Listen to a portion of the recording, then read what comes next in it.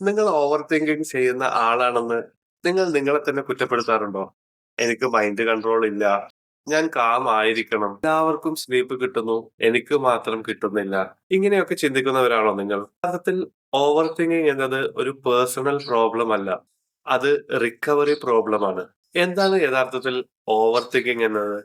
കൂടുതൽ ചിന്ത എന്നുള്ളതല്ല ഓവർ തിങ്കിങ് കൊണ്ട് ഉദ്ദേശിക്കുന്നത്. നമ്മുടെ ബ്രെയിനിന് ഷട്ട് ഡൗൺ സിഗ്നൽ കിട്ടാത്ത ഒരു അവസ്ഥയെയാണ് ഓവർ തിങ്കിങ് എന്നതുകൊണ്ട് ഉദ്ദേശിക്കുന്നത്. ബിസിനസ് ഓണേഴ്സിന്റെ ബ്രെയിന് വളരുന്നത് പ്രോബ്ലം സോൾവിങ്ങിലാണ്. ബിസിനസ്സുപരമായിട്ടുള്ള വ്യത്യസ്തമായ പ്രോബ്ലങ്ങളിൽ ഇത്തരത്തിലുള്ള പ്രോബ്ലങ്ങൾ സോൾവ് ചെയ്തുകൊണ്ടാണ് ഒരു ബിസിനസ് ഓണറിന്റെ മൈൻഡ് ഗ്രോ ആവുന്നത്. അതുകൊണ്ട് തന്നെ അലേർട്ട് മോഡിലാണ് ആ ബ്രെയിൻ സർവൈവ് ചെയ്യുന്നത്. ഈ അലേർട്ട് മോഡിൽ നിന്ന് എക്സിറ്റ് ആവുന്നതിനെ കുറിച്ചും പഠിക്കുന്നുമില്ല, മനസ്സിലാക്കുന്നുമില്ല.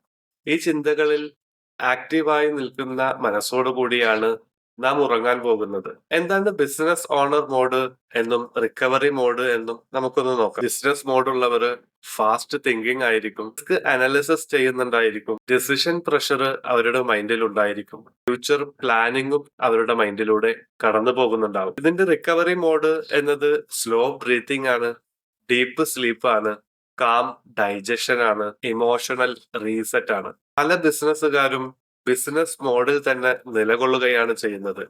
അവർ റിക്കവറി മോഡിലേക്ക് പ്രവേശിക്കുന്നത് പോലുമില്ല.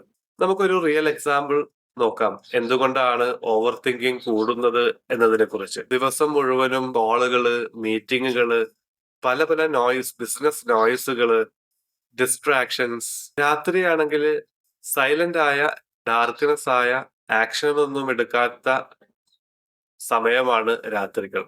അപ്പോൾ നമ്മുടെ മനസ്സ്, നമ്മുടെ മൈൻഡ് മനസ്സിലാക്കുന്നു ഇത് പ്രോസസ്സിംഗ് ടൈം ആണ് എന്ന്. അങ്ങനെ നമ്മുടെ മനസ്സ് ഓവർ തിങ്കിങ്ങിലേക്ക് പ്രവേശിക്കുകയും ചെയ്യും. ഡേ ടൈമിൽ പ്രോസസ്സിംഗ് ഇൻകംപ്ലീറ്റ് ആയതുകൊണ്ടാണ് രാത്രി സമയത്ത് ഇത്തരത്തിൽ ഓവർ തിങ്കിങ്ങുകൾ വരുന്നത്. ഇത് യഥാർത്ഥത്തിൽ ഒരു ലൂപ്പാണ്. സ്ട്രെസ്, സ്ലീപ്പ്, ഡിസിഷൻ ലൂപ്പ് എന്ന് വേണമെങ്കിൽ നമുക്കതിനെ പറയാം. ഗാഢമായ ഉറക്കം ലഭിക്കുന്നില്ല.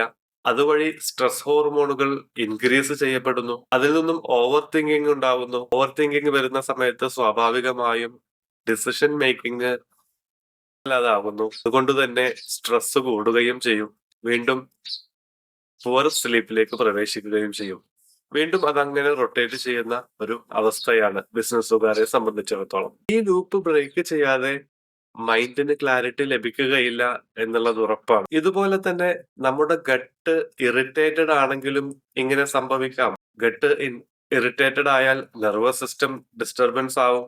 അതുകൊണ്ട് തന്നെ റെസ്റ്റിനുള്ള സിഗ്നലുകൾ മനസ്സിലേക്ക്, മൈൻഡിലേക്ക് ലഭിക്കുകയില്ല.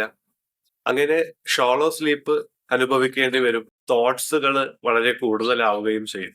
യഥാർത്ഥത്തിൽ ഗട്ട് കാമാവുന്ന സമയത്ത് നമ്മുടെ ബ്രെയിന് കാമാവുന്നു. ഒരു ബിസിനസ്സുകാരന്റെ ലൈഫ് എടുത്തു നോക്കിയാൽ ഇൻകം സ്റ്റേബിൾ ആയിരിക്കും അദ്ദേഹത്തിന്റെ. പക്ഷെ രാത്രി ചിന്തകൾ കൂടുതലുണ്ടാവും. മോർണിംഗില് മൈൻഡ് ഫോഗ് അനുഭവിക്കുന്നുണ്ടാവും.